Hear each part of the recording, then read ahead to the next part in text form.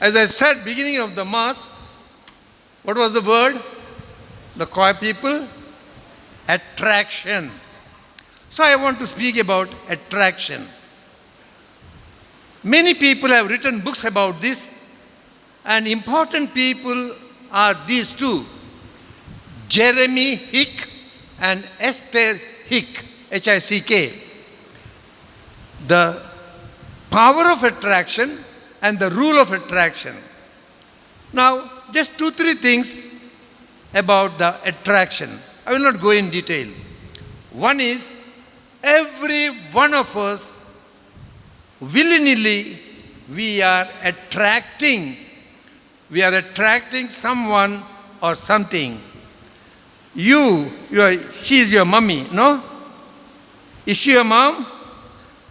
You are attracting her. Then you want mobile, mummy. First you attract her.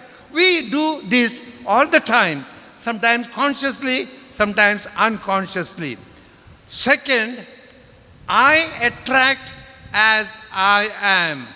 Swami Sukhabodhananda, he tells, if I am full of hatred, I attract hatred.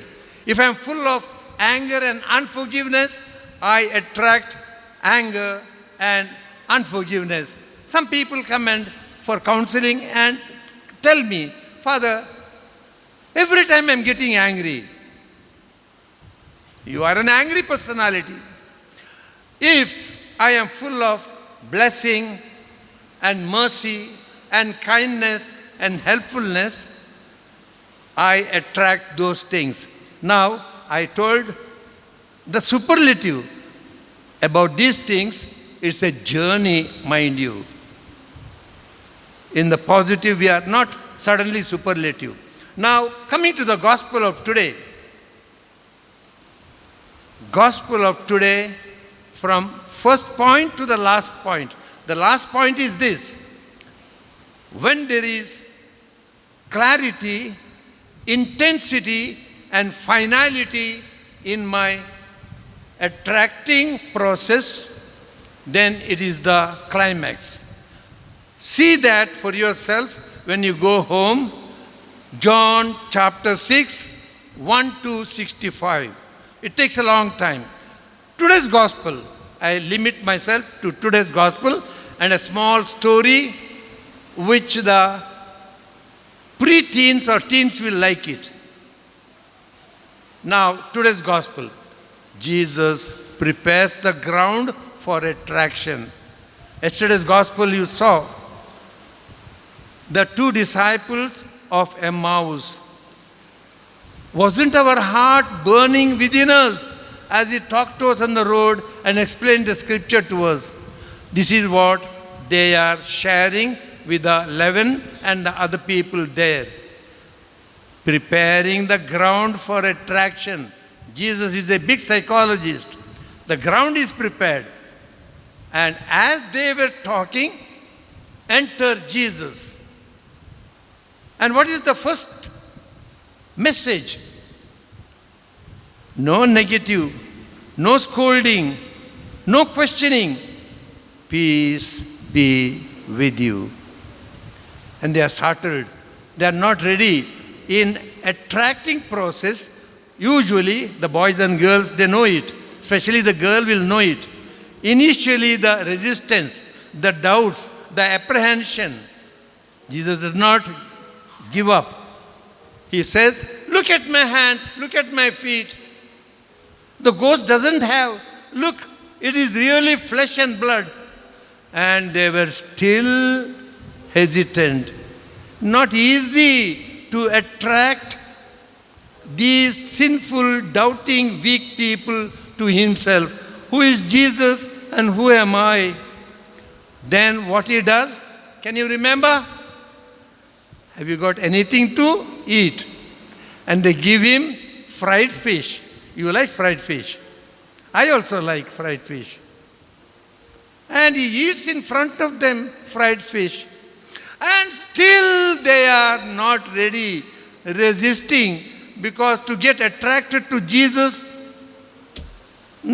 calls in for other consequences. Once I am attracted, I have got into some contract, some agreement.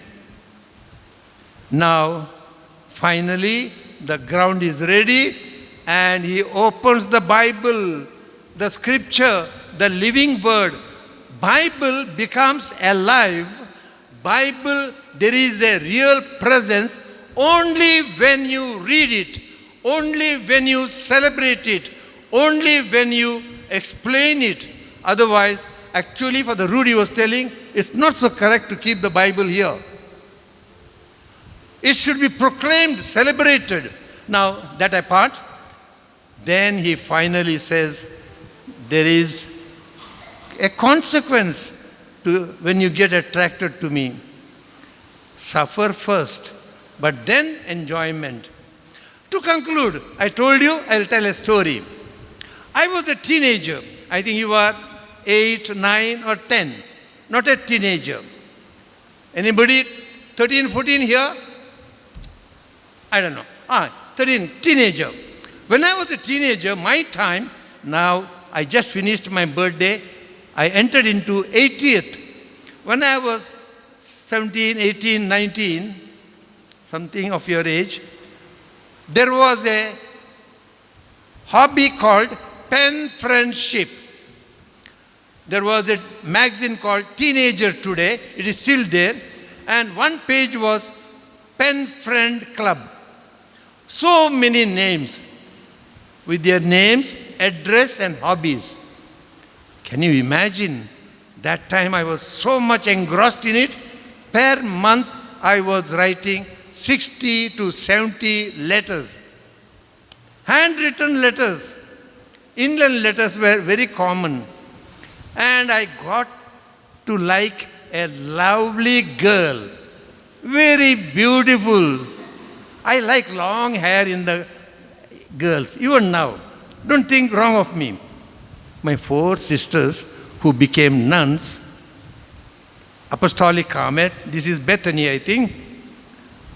They would enter the convent. We 4 brothers would wait outside.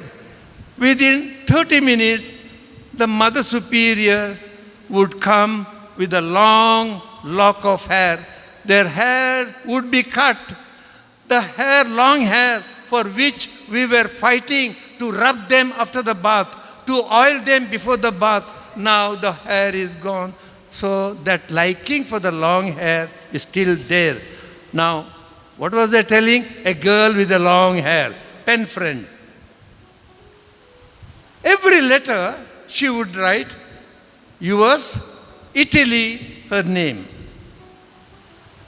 Once I got little irritated. What is this, Italy? I wrote back to her. And she replied, you, Buddhu. Italy means I trust and love you. I trust and love you. Oh my! I searched my dustbin, removed all those crumpled letters, kissed them. Oh my, such a sweet attraction. What a terrible attraction. Italy on the cross. Italy in the Holy Sacrament. Italy in your mummy. Italy in that old woman. Amen.